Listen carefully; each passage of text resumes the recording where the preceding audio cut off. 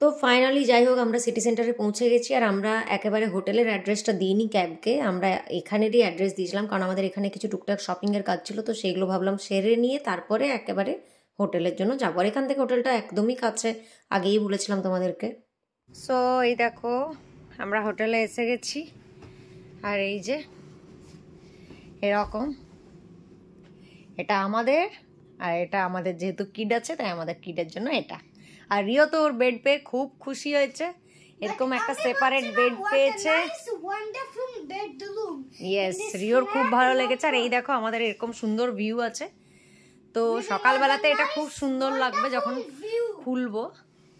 আর এখন তো আমাদের 6:30 বাজে, তাই বাইরে এরকম রোদ দেখা যাচ্ছে। হ্যালো, ডে টুডে থেকে আমি মৌ, আর তোমরা সবাই জানো যে আমরা এসেছি কর্কে, আর কর্ক হচ্ছে ডাবলিনের মতোই একটা সিটি আয়ারল্যান্ডের। তো এটাও ভীষণ সুন্দর সিটিটা। তো অনেকদিন থেকে ইচ্ছে ছিল যে এই জায়গাটা ঘুরবো, তো হচ্ছিলই না। যাই হোক ফাইনালি সব তো সময় পেলো, তো সেই জন্য এলাম। আর আমরা এখন প্রিমিয়ার ইন হোটেলে আছি, আর সকাল থেকে যেহেতু প্রচুর ঘুরেছি তাই জন্য প্রচণ্ড টায়ার্ডও হয়ে গেছি। তো 6টা 6:30 নাগাদ আমরা হোটেলে ঢুকে গেছি, আর এখানে চেকিং করেই এই স্নান টান করলাম, কারণ কি সেই সকালবেলায় স্নান করে বেরোলেও গোটা দিনটা এত মানে টায়ার্ড হই যে একবার স্নান করলে যাই হোক ভালো লাগে। তো সেই জন্য স্নান টান করে, আর এই দেখো আমি টি নিয়ে বসে গেছি, আর সপ্তর ওয়েট করছি। সপ্তরটু গেছে নিচে, কিছু কথা বলতেও হয়তো গেছে।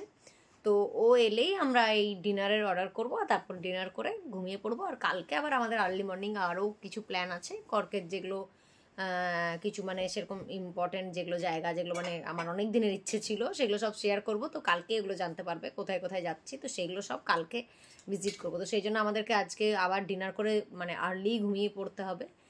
আর তো সঙ্গে থেকো, আর অবশ্যই কমেন্ট করে জানাবে যে তোমাদের কেমন লাগছে আমাদের এই ব্লগ।